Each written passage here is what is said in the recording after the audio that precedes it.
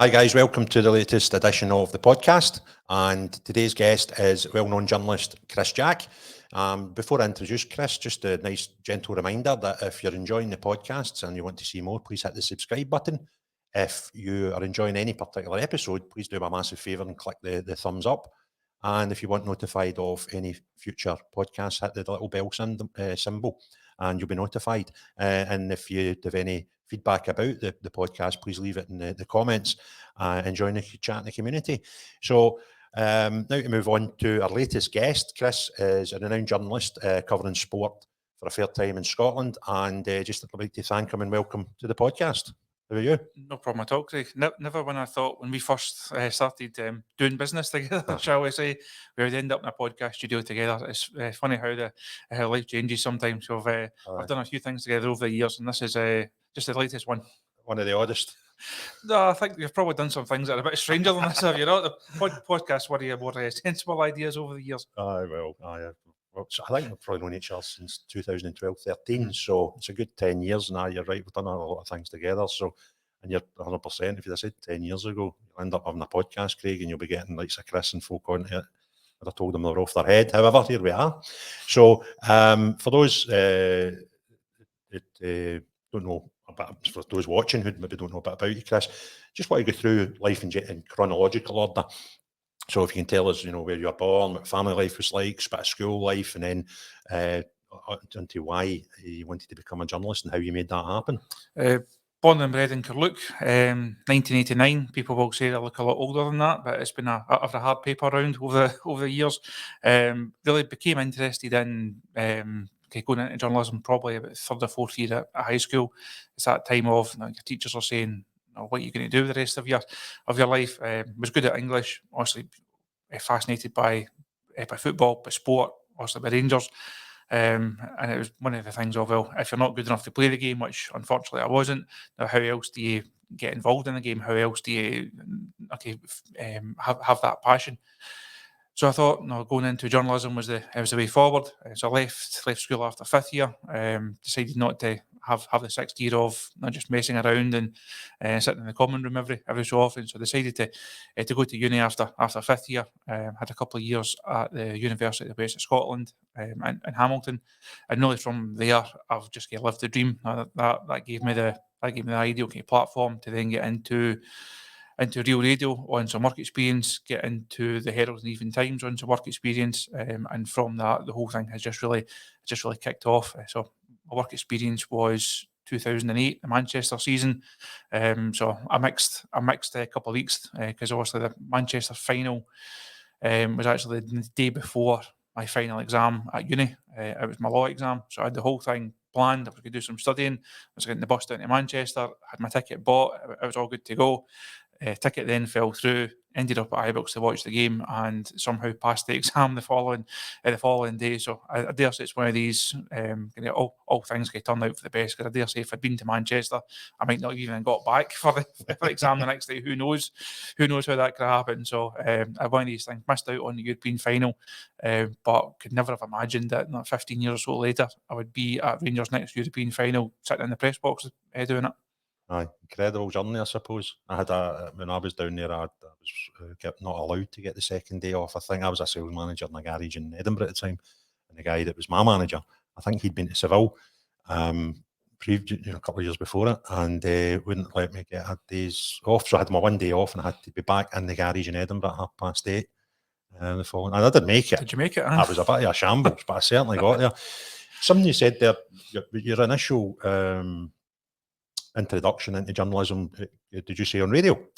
First, as part of the university course, so you had to do a fortnight's work experience. So I was actually lucky I had a fortnight through Real Radio on their sports desk, just doing broadcast press conferences and cutting up clips and doing various bits in their office.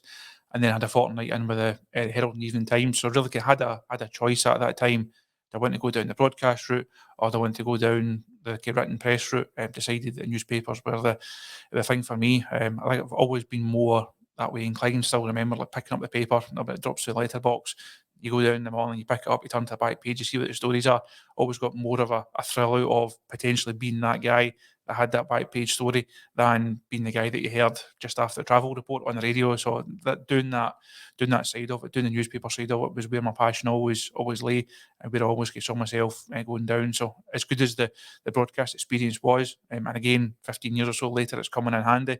My job with the Rangers Review now, having that broadcast experience is handy.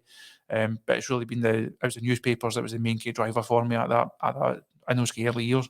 So would this have been 2008 then you're talking about? 2008. That was the work experience. And actually, it was Darrell King. That was the main key sports editor at the Herald and Times at that time. So he was good enough. He gave us the fortnight's work experience. I said to him on the Friday, "Thanks for having us in. Really enjoyed it.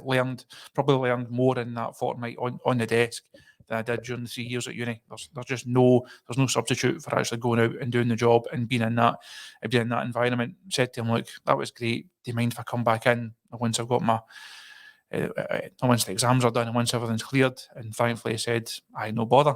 So emailed him again a few weeks later on. Thankfully he remembered me, must have liked me, managed to get back in again. And then every Friday I just said, "Well, do you mind if I come back in on Monday?" And ended up doing that for about a year. As work experience? Just kept turning up every Monday. Which was good for them because they were getting a full-time member of staff, not also somebody who was of a great standard at that time. You're obviously making mistakes and you're not very much learning on the job, but basically just kept turning up every Monday morning, walked into the office with a rolling sausage and put a cup of tea down and says, "Right, here we go." And thankfully they never said, "Look, no, this isn't for you. It's time for you to move on." Because I've seen that there's been a number of other work experience guys. I've seen scores come in over the years, and you can tell fairly early on who's potentially got it, who's not. And thankfully, the guys there, also Darrell, he was the main man, but a number of guys, too many to actually mention, who gave you a bit of advice or took you for a coffee or took you aside and showed you the ropes. And then eventually they allowed you to go up and do actual press conferences. So not to go and ask questions, just to go and see it.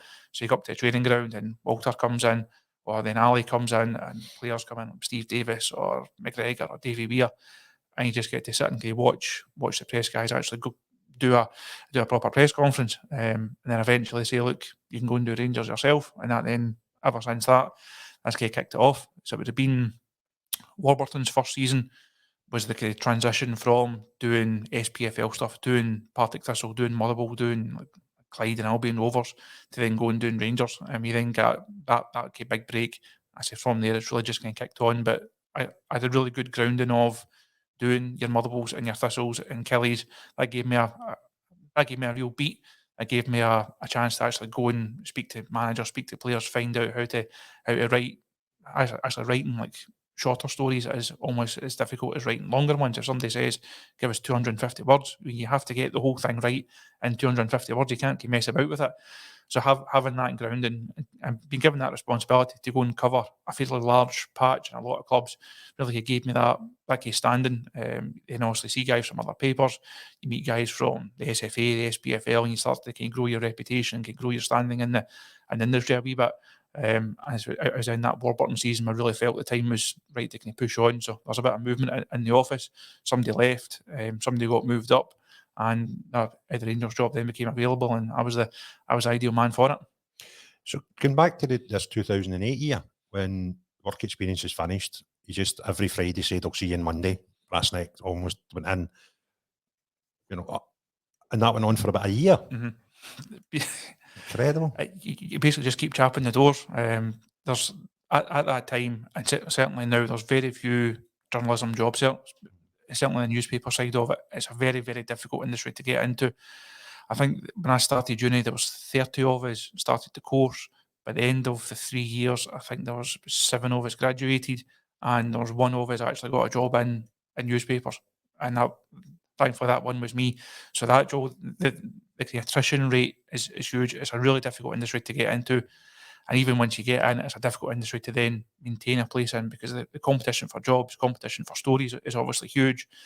So it's not an easy gig. And if you don't put the hard work in, if you don't miss family holidays, if you don't work on extra hours, if you don't do things for free, as I did for a long time, you might not make it. So it's just a case of keeping asking the questions, keep banging the doors, and eventually you always hope that you get rewards at the end of it. And I say, thankfully, I did. Do you think your success then in becoming a journalist, do you think out of the 30 that started this course and you were the only one to finish the course and then obviously those 7 going to work as a newspaper journalist, was it just down to determination and drive then? I think a lot of it is that, because I wouldn't profess to be the best writer in the industry. There's guys that are far better wordsmiths than me. There's guys that have far better contacts than me. There's guys that have, or even now, guys that have got a lot more experience than me. But it is just coming down to, look, I'll just go and do things for you. So if you needed a Motherwell game done on a Wednesday night, I'll be there. If you need to go and do, I'll be in Rovers against somebody on a Tuesday night, I'll be there. If you want something done on Christmas Day, I'm your man. And I think that's the people, perhaps one of the things that actually annoys me about the perception of journalism a lot is this lazy journalism thing. It couldn't be further from the truth. There are guys who are more committed at it. There are guys who are better at it. There are guys who put more into it. But everyone who's still in the industry right now is there for a reason, because there's a queue of guys behind you who would easily take your job if the call came and you're out the door. There's a stream of guys and that would then take your place. So everybody has to earn their stripes in this game. And as that thing of lazy journalism does irk me. People don't like what I write. They don't like an opinion. They don't like my style of writing. They don't like how I actually go about things. That's fine. But this thing of, you're playing at it, couldn't be further from the truth. MD that has got to a certain level, they've put the man hours in, they've put in the blood, sweat and tears over the years to get to that standard. Yeah, I think journalism, and I've never been a journalist, but for those who don't know my history, back in 2012 when I started a protest movement, I had a lot of contact with journalists, so I got to see a lot of what they've done and whatever. And I think it's one of those jobs that it's not an occupation; it's just a lifestyle. Mm-hmm. That I can't remember too many times where I phoned a journalist and they've no took the call, whether it's 8 a.m. or 9 at night. I don't think, that way when you phone somebody and you get that peculiar ringtone, you think, oh God, he's on holiday, Mm-hmm.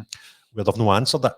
And you go, look, where are you? I'm in Turkey, I'm in Spain, I'm in America. Oh, listen, I'll get you when you're back. No, what is it? And they want to know, Mm-hmm. and they want to do something. And it is, one of those lifestyle jobs rather than just an occupation. Is that a fair assessment? It's not a 9 to 5. It's not you start your shift and as soon as you're done, you close a laptop and that's you. You could do 9 hours. If the phone goes 5 minutes later, well, you're then doing another hour. You're doing another 2 hours. You're doing it until the job's done.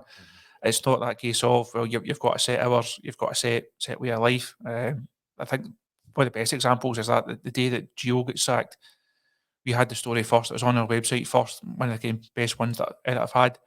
I think the phone went at 8:05 or so in the morning. So I'm lying in bed with the missus, just a Monday morning, maybe Tuesday morning. And also there had been talk over the previous couple of weeks, Gio was going to get sacked. Everybody thought this was going to happen.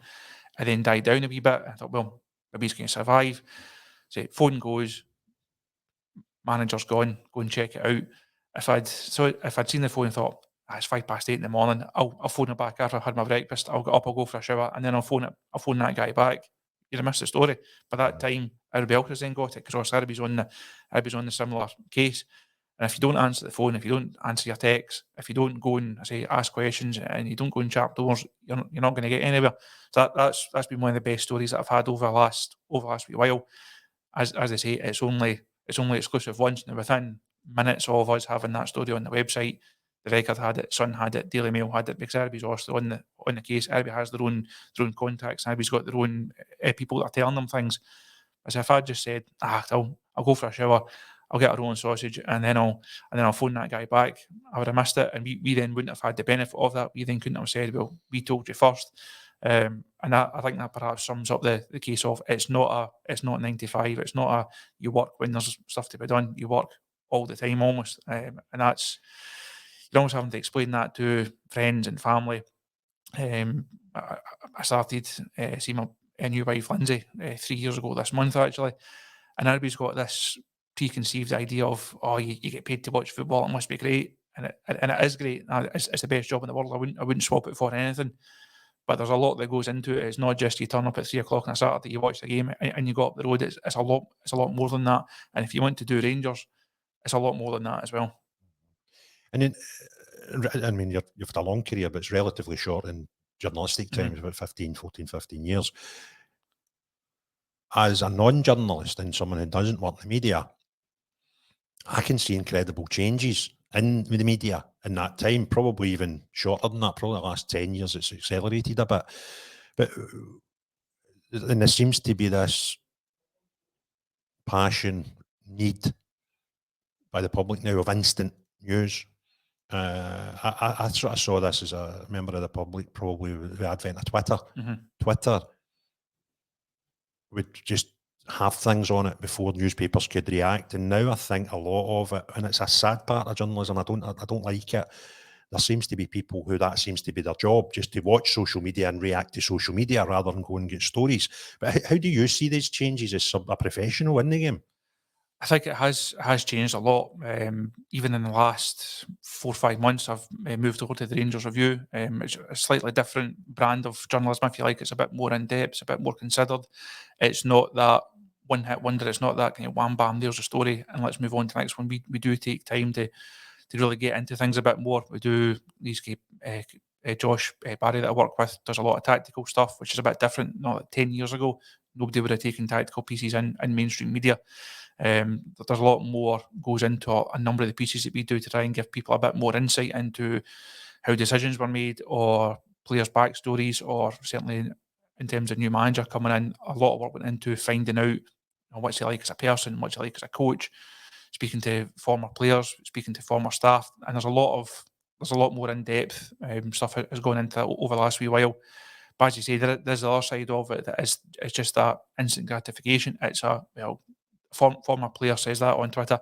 There's 250 words of it, and I think it's sad in a way that has become the norm for some people. And I know you get a lot of feedback on social media, and people say to you, "Oh, it's just clickbait." But the numbers in these things speak for themselves. If the numbers weren't there, if people weren't clicking on it, if people weren't reading it, not interested in it, then papers and desks wouldn't do it. So it's easy for people to say, "No, that's rubbish. Why are you doing that?" They're doing it because there's a market for it. It might not be the type of journalism that you want to read, but there's clearly a market for that type of content because people are clicking on it.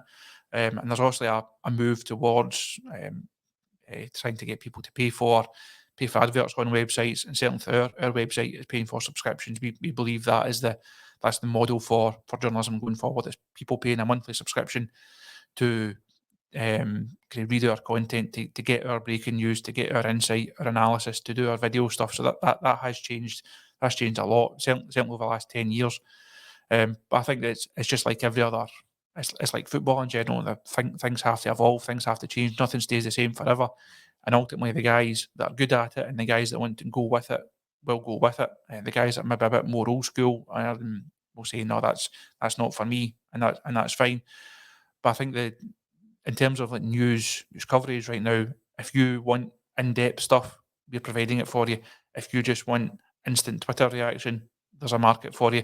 And I think that's one of perhaps the better thing about the Scottish press at the minute. We are providing for every type of audience, no matter if you want a TikTok, if you want to consume your news on YouTube, if you want 3,000 word long reads on our website, if you want broadcast stuff, or you just want there's a whole range of ways for you to consume your news. I think the business and the various desks are evolving alongside those kind of changing like public attitudes. Yeah, I think listening to what you're saying there,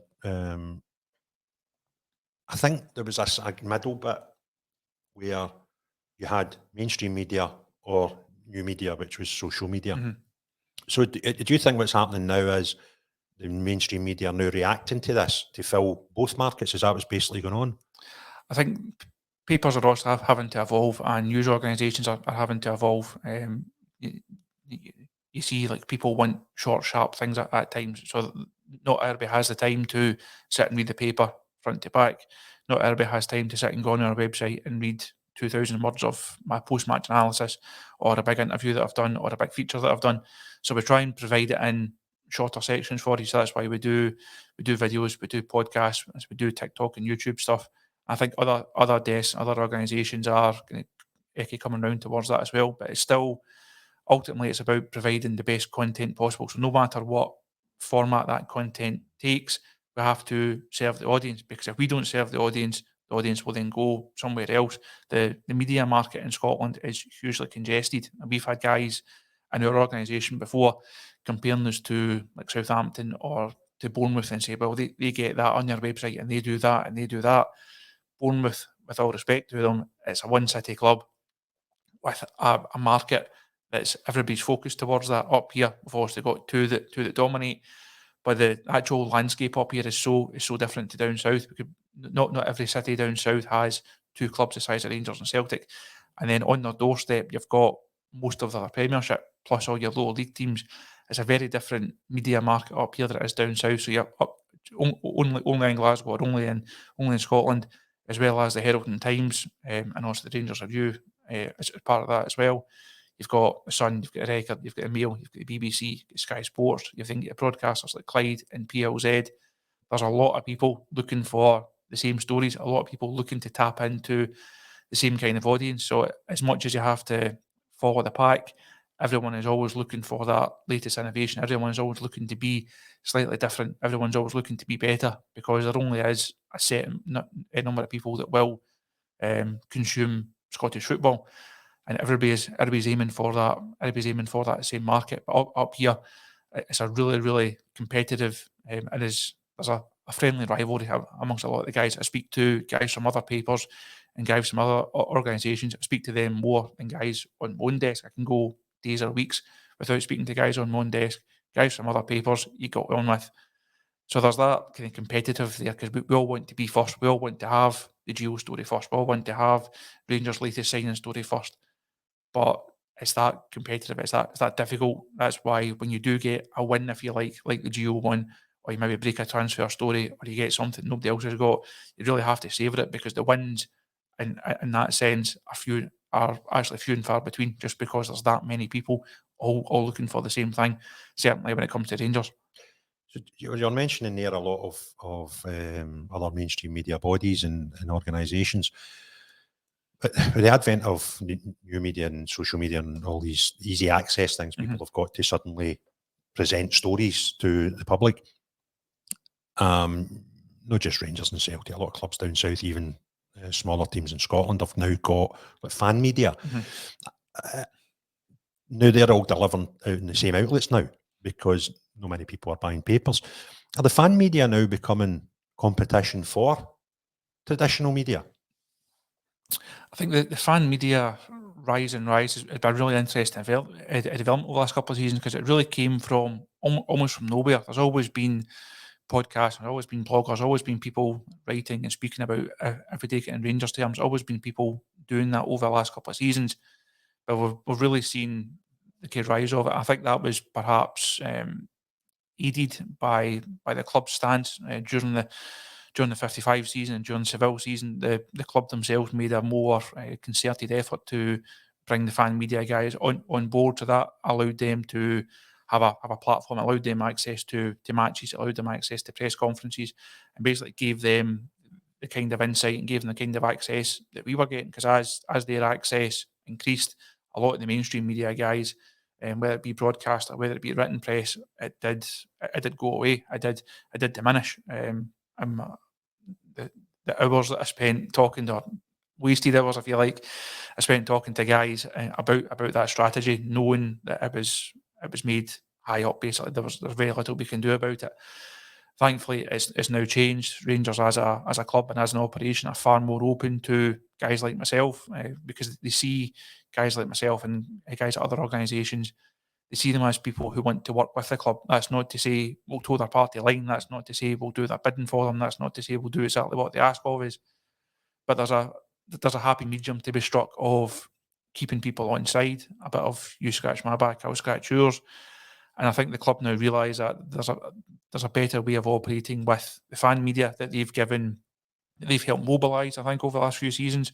There's a way of working with them and getting the best out of people that the people that consume that part of it, and there's a way of working with more traditional media guys like myself, and the way that fans then interact with us as well. So I think the club have struck a balance now, thankfully, that wasn't there for a long time.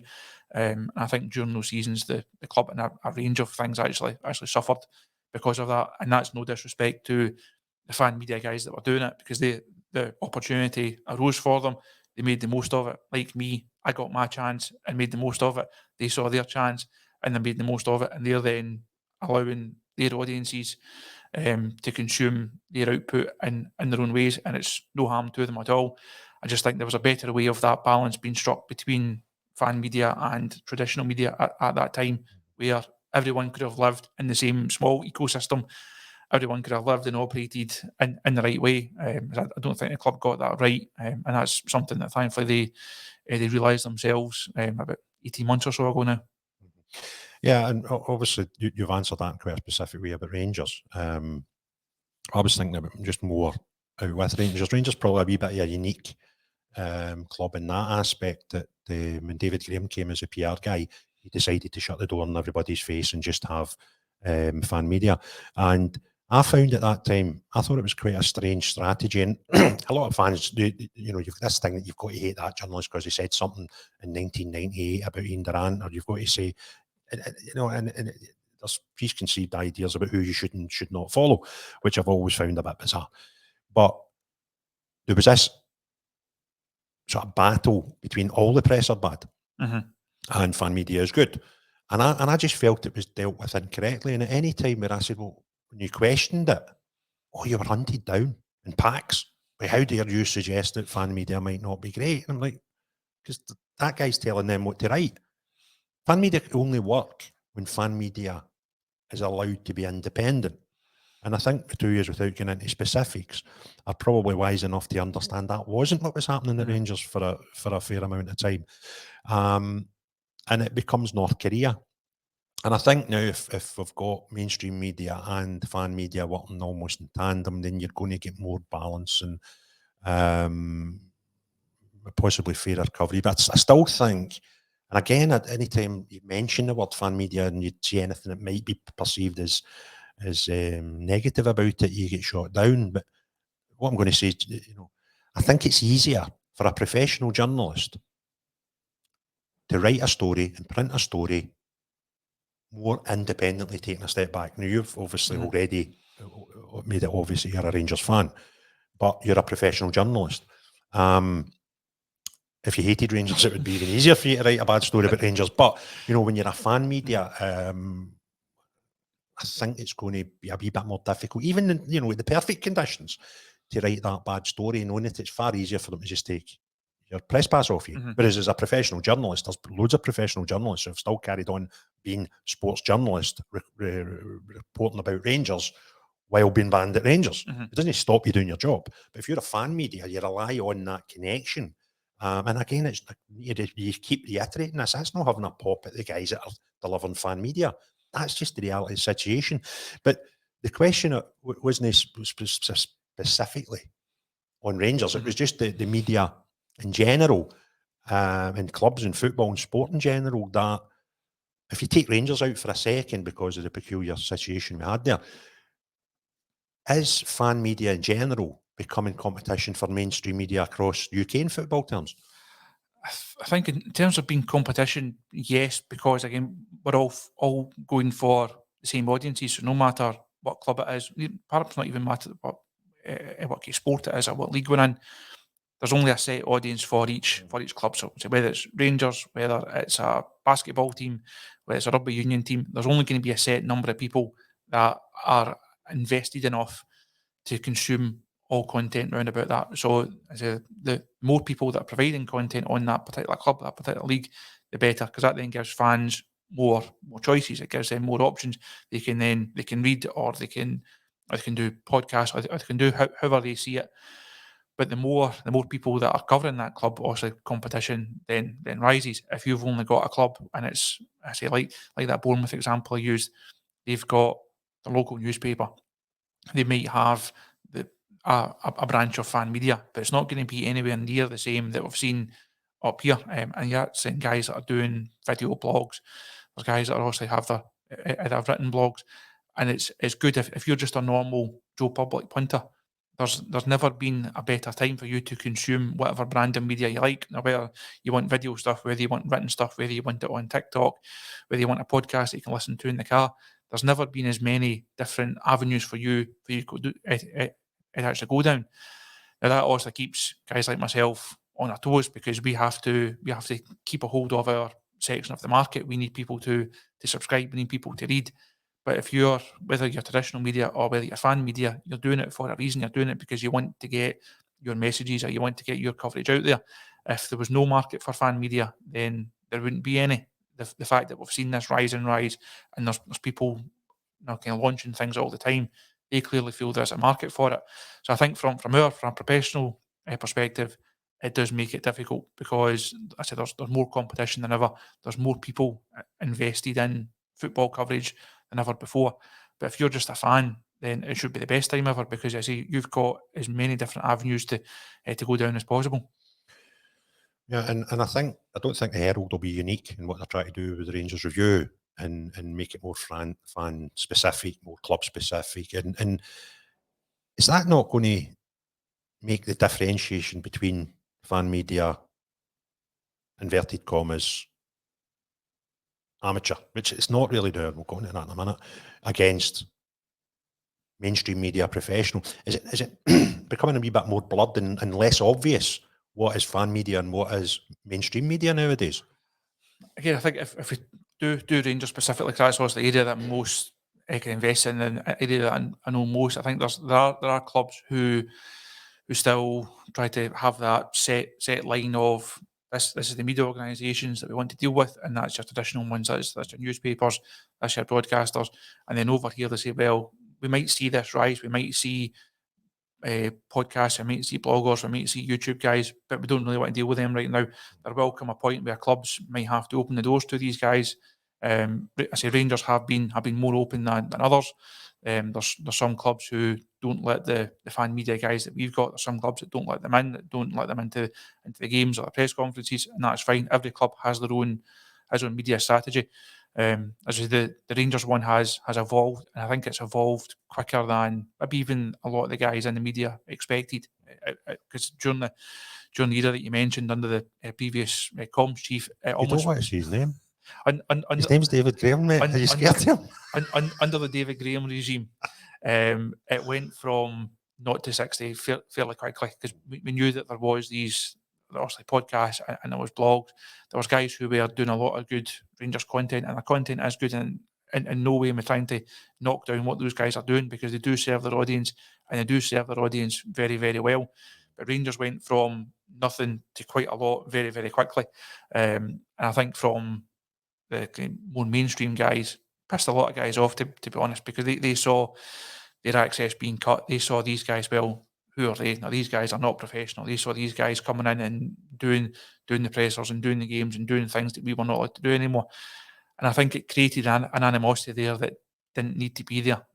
I think the clubs, if clubs are going to learn anything from the way that Rangers handled it, it should be that. So whether you're a Premiership club or whether you're a Championship club, whether you're a rugby team, a basketball team, ice hockey, no matter what it is, learn from the Rangers' mistake and don't just say, well, now's the time we're going to bin all these guys that are hugely experienced, have great followings, papers that are still selling millions of copies a day combined, website hits that are tens of millions combined. We're just going to say, we're going to scrap all that. There was a way of doing it that was far more advantageous for the mainstream media, far more advantageous for fan media, and advantageous for the club. And Rangers didn't get that right. And I think if other clubs are going to move towards involving fan media alongside more traditional media, they should learn from those mistakes. I think one of the biggest mistakes Rangers made at the time, when David Graham was there, was they didn't grasp the importance of the media. And what I mean by that is, you might not want to agree with us in Cameron, but I'll just say it as a fact or an opinion of mine, which I believe to be factual. But the relationship between club and media, and I'm not just talking about Rangers here, generalising, is not all about what that paper writes. Equally, and sometimes arguably more important, could be what that paper doesn't write, which could be a bad story. Now, I'm not saying covering stuff up or anything like that. I'm just talking about stuff that the fans might like to know. And I think you'd need to be pretty naive to believe that some relationships between clubs and media can help stories not get put out, which hold the club in a bad light. So if your relationship with the mainstream media is good, it enables you to have those discussions. But the minute you shut the door to them, then what chance have you got of having that relationship can't influence the stories that aren't getting written before then, or potentially don't get written later on? And although that might not be something fans are comfortable with because they think, oh, we want to know everything, that's a harsh reality. And as soon as I seen this move to cutting off the media, I thought, I know what happens next. Because the guy who's got a column to write on a Monday, or the guy that's got 3 stories to write for a Tuesday, still has that column to write and still has those stories to write. And if they've got nobody that they can trade information with, in terms of, I tell you what, I've got this story. You want me to write that? No, I don't want you to write that. Well, what can you give me to not write that? That's how it works. Whether you're happy enough to agree with that or no, I don't know, being a professional. So when that's taken away, that guy that's got the column to write, that guy that's got the 3 stories a day to write about Rangers, they've got to write something. And if they've got a wee bag with 2 or 3 bad stories that they could exchange for 3 or 4 good stories, if that option isn't there, then they need to write bad stories. And I just seen it almost immediately. Even guys that are, what we would say, balanced reporters on Rangers, you could see there was a bit of an increase in the bad stuff. Even words used and paragraphs used. Is that a fair assumption of what happened, or am I just crazy? No, I think you've summed it up fairly well and quite succinctly there, Craig. I think the relationship was damaged, even at a very, very basic level. The night we lost in Amsterdam to Ajax. So for people that don't know, after a European game, clubs are asked to do what's called a mixed zone. So the players are meant to walk through a certain area of the stadium. So the manager will do his press conference in the press conference room, and other guys will then go into the mixed zone. So players walk through and we then speak to them about the game. So we can use it live that night. We can hold it for the following day, hold it for the following day. After the Ajax game, obviously it's not been a good night for the club, not been a good night for the team. We are standing in the mix zone, time's marching on. Manager's done his post-match presser. We need something for the travelling day to go home. We're getting up the next morning, getting on the plane. As you say, we've still got the same space to fill. Guys are looking for a back page. Desk are looking for a spread, maybe even 2, depending on how the night's gone. And we're standing in the mix zone, see the players walking out of one end of the dressing room, and they're told, walk round, straight out onto the bus and away. Don't stop, don't speak. So even guys who, like stalwarts of the mix zone, like Steve Davis, Scott Arfield, Tav, Connor Goldson, guys that you would bank on to stop, not just to fill spaces, guys that would actually have a considered opinion, guys that are good to speak to, traipsing through and one by one saying, sorry, head down, headphones in, pretending they're on the phone.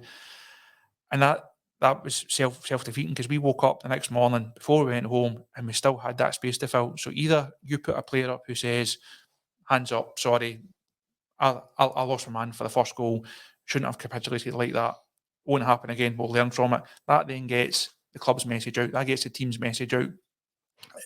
It might not be the whole truth, but it gives the fans something.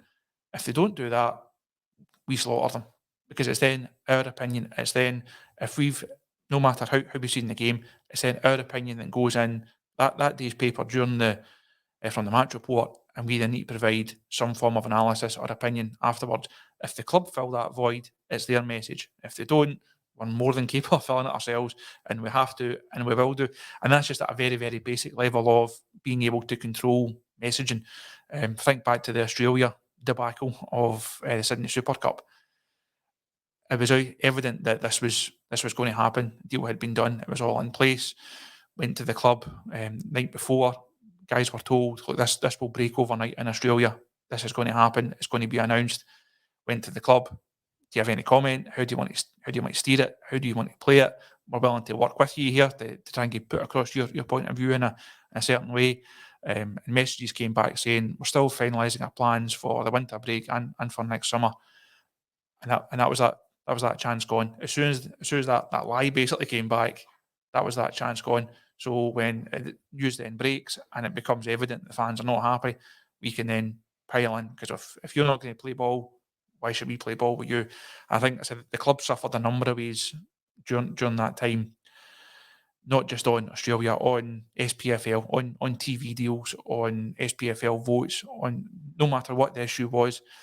Rangers had no avenue to get their point of view across. They had no way of building a consensus. They had no way of make friends and influence people. And that's something as you mentioned, they've lost that, or they did lose that from a journalism perspective and point of view. Lost it from other clubs as well, because they had this, well, we'll just stand in the corner. No one likes us, we don't care. That doesn't help you get things done. That doesn't help you form a consensus. That doesn't help you build relationships. That doesn't help you put your point of view across. And whether it be media or whether it be other clubs, whether it be political bodies, that stance of we're just going to go and do our own thing. If nobody likes it, well, fine, you're an enemy of the club. It was just nonsense. And I say, thankfully, the new regime or the new guys that are there do understand that. That's not to say they'll always pick up the phone and say, by the way, Chris, this is happening, or that's happening, or that's happening. But they're more open to trying to do business properly. And again, that's not us simply putting out press releases and putting out exactly what they say. We still ask tough questions of them. We still pester them. We still go to them all the time. I dare say they get annoyed every time their phone goes and it's myself or somebody else want to know what's happening with Graham Souness, what's happening with Director of Football, what's happening with the manager, what's happening with our signing. That's our job. I think they now understand that job and respect that job, rather than case of, well, you're just annoying us, we're just not going to speak to you. Yeah, I think through that, through that period, it was obvious what my opinions were with some of the things I put out on social media. I was quite vocal about people involved at the time. David Graham wrote some blog type things about that, and because of that, I had people coming and talking to me about their experiences. And without getting into names, I had people contacting me from the press, professional journalists, telling me the way that situation ended up. So, the contact would be made. Look, I'm going to write this story tomorrow. I know Rangers are trying to buy this guy. Is there anything the club want to say? And getting told no. Okay, I'm going to write this story tomorrow about the set of accounts is just released. Do you want to clarify X, Y, and Z? No, we don't talk to the press. All that sort of stuff would go on. And then you would get a phone call, or the journalists would get phone calls from the club, the PR team in the club, saying, any chance you can put this in the paper? Now, that to me, it was so obvious from the minute the club had this strategy. I could see it. You're like, no. So see those good stories, like maybe one of the best things that Rangers do, which is always full of easy, good stories, is a charity foundation. Rangers Charity Foundation is a fantastic thing. I could write a story once a week about Rangers charity if I was a journalist. So if Rangers Football Club want these things, and like the Rangers Youth Development Company, another great arm of the club, they're not going to get the support and get these stuff that deserves columns and inches written about them and clicks on Facebook if the door's shut. And I know factually, because people did come and talk to me. I built up a lot of contacts back in 2012 to 15 area with journalists. I still speak to them, yourself included, to this day, and it's not always about trying to get stories in the paper. And when they seen what I was writing at the time about the PR strategy, I was getting loads of phone calls saying, fair play to you, Big, and you've seen it. And I'm like, it was just so obvious. But going back to the sort of fan media versus traditional media, mainstream media. As a consumer of media, I find it fascinating the differences in quality that both can put out. And people maybe think I'm going to suggest mainstream media, that for is a very far better quality than fan media. It's actually not. It's not the opposite either. When you look at fan media, and the majority of mine is Rangers, because I'm a Rangers fan. But when I started this podcast, I did start looking at a lot of other things to get ideas, to get, what does good look like? How should I deliver things? So I've researched quite a lot of media output, when I was starting this. And let's take the fan media first. The difference in quality between the best and the worst is massive. It is absolutely massive. There's some and it's just two guys in a bedroom and, iPhone mic and shitty cameras and stuff. And they're still delivering information, but the way it's delivered is pretty poor. And it is what it is. It's, just guys doing it for an enjoyment, and that's fine. And then you get to the opposite end and you can see some actual proper quality delivered pieces, well written, well presented, well researched, very presentable product getting put in a fan. So the gap between the best and the worst in fan media is very, very big. But then if you look at traditional media, I don't know if you'll agree or you maybe don't want to agree, but I see the same gulf in traditional media. There's some product getting put out there by traditional media that is so substandard. If you weren't educated enough in who you were looking at and watching, you would think it was just a fan media guy and somebody sitting with an iPhone. But then there are some very obviously professionally produced stuff going out by the mainstream media. Is that a fair assessment, do you think, or am I being blighted here? No, I think it is fair. I think that some of the Rangers fan media guys do a lot of really good work. They put a lot of time. I've invested a lot of money in it as well, and they're getting the rewards from that. I think we've seen a number of other podcasts and blogs and stuff start up. Not everyone who starts one is going to get to the stage of sitting in front of the manager on a Friday or getting to go to a game or doing European away trips.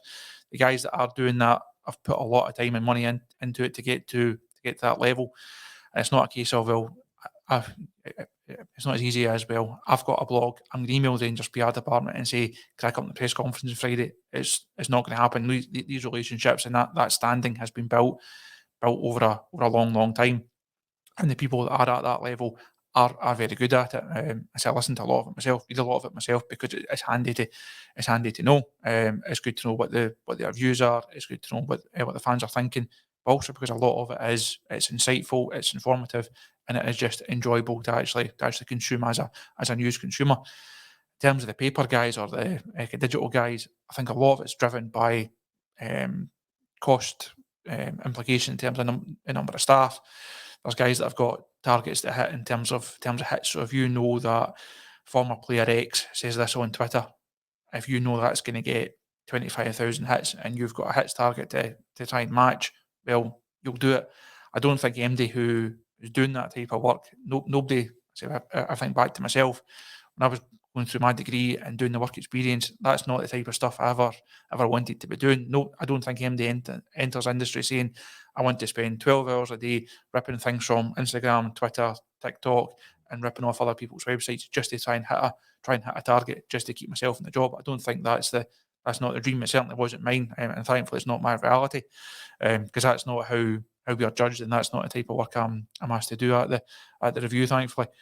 But we've seen as financial implications on desks, as numbers are cut, the pressure goes up, as the drive towards, I say, some organisations having targets for hits to drive advertising revenue.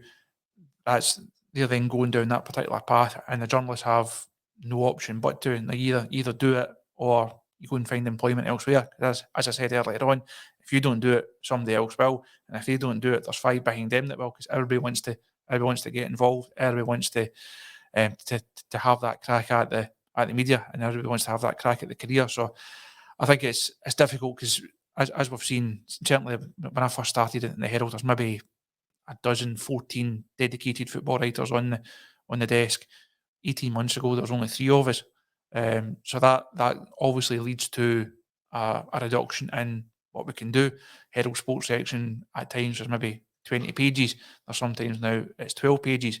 So going from 4 football spreads down to 2 football spreads, by the time you then take in your rugby and your athletics and stuff at the back of it as well. So people get out of the media what they put into it. The more media they consume, the more money they put into the industry, the more people that can then be hired, the better the product becomes. It's easy to say the press is worse and the output is worse.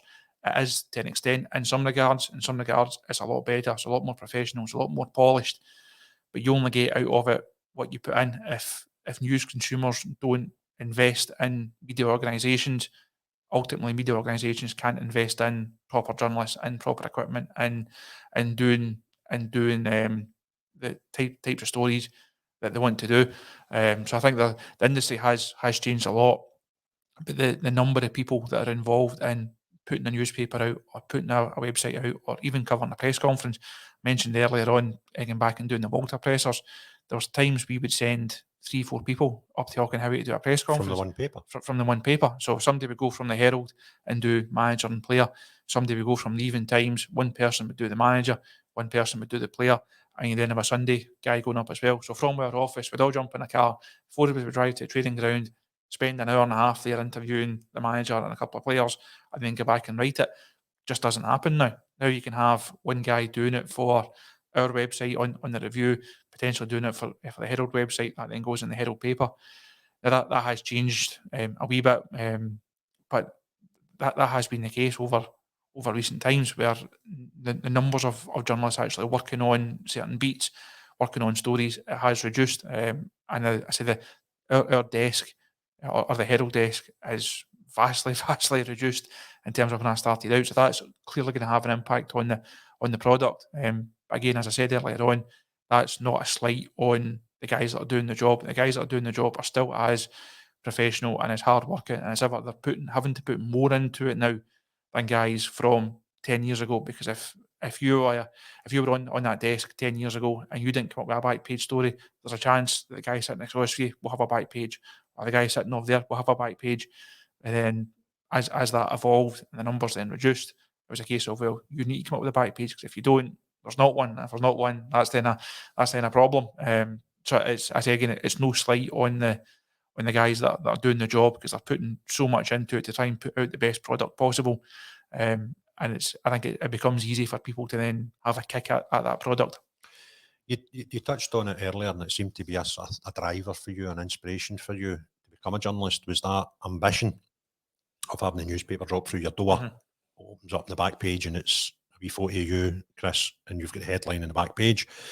Unfortunately, the way things have transpired and the way the media's went, that's probably not going to be a driver for the next generation. But I'm a dinosaur in a lot of respects. I'm older than you, and probably older than most of the people who are going to be watching this. But I kind of miss that. And if that's not, papers could not survive on paper spend now. Just people going out and buying a newspaper. People still do it, but nowhere near the numbers they did back in the 80s and 90s and previously. So newspapers have had to evolve, or they just wouldn't have businesses. But I just think there will be casualties, obviously, as things evolve, because, as we've already discussed, if the non-professional outlets and the professional, traditional outlets, a lot of these new outlets are professional. You mentioned, so one with the 3 initials that I can't remember. I would say PSG, but it's not. PLZ. PLZ. That is a professional body. It's a non-traditional news outlet, right? And that will increase as well through time. There'll be news organisations that will start that have never printed a paper in their life. So is that a concern that the traditional newspapers then will survive going forward? I've had this conversation almost since day one. A number of people that have said to me, "Oh, newspapers won't be here in 10 years." Well, that conversation was had more than 10 years ago. Yeah. And there's no sign of papers closing, thankfully. Now, that's not to say that journalists haven't unfortunately been made redundant. There's cutbacks all the time. There's cutbacks ongoing all the time. We've lived through that in our place almost since the first year that I've been in there. But the Herald is now in its 240th year. It's had to evolve. It's had to change the way that it does business. It's had to change the way that it attracts advertisers. Had to change the way it attracts readers.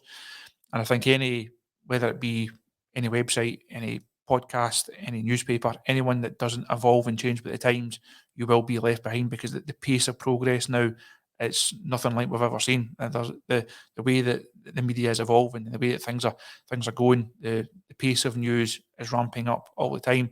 And if you don't jump on that train, you will be left at the station. And if you're left there for too long, unfortunately, you will feel the consequences of that. So I think that we have seen a change in how media is consumed, but we've seen a big change in how media is produced. But I think people who still want to produce media and people who still want to put a paper out or put a website out, they're still putting so much, I say, time and money and effort into it, and we can only hope that the general public, the people that are buying the paper, or people that are subscribing to a website, only hope that they actually appreciate and understand what's actually going into it. Now, that's not to say that over the coming 10, 20, 30 years, there will be casualties, unfortunately, because that's just a numbers game. We've all seen the year-on-year decreases in paper sales. We've all seen the cost of living crisis. We know that people are going to cut back on things. We know that newspapers are a commodity that people will cut back on. We know that website subscriptions may be something that people will cut back on. And all we can do as the professionals actually within the industry is try and put as big a sale on it as possible and say, look, if you are cutting back on areas, this is the one thing you don't want to cut back on, because from our perspective, we think we're providing you the best range of Rangers coverage possible. We're giving you your breaking news, giving you exclusive news, we're giving you your comment, we're giving you your insight, giving you your match coverage, we're giving you your social media coverage. And if people think that's worth paying for, great, because the more people that pay for it, the more we can do. The more people that buy a paper, the more journalists that can be hired. The more journalists that can be hired, the higher the quality of the product. So it almost comes down to, what do news consumers want? If they don't want a thriving Scottish media scene and they don't invest in it, then that's what they'll get. If they do want a thriving Scottish media scene or a thriving football scene and they invest in it, it will then go from strength to strength. The two things have to go hand in hand. It's not a case of papers will just continually invest in a paper, or websites will continually invest in a website that's not going to make any money. Everybody has to make money at the end of the day.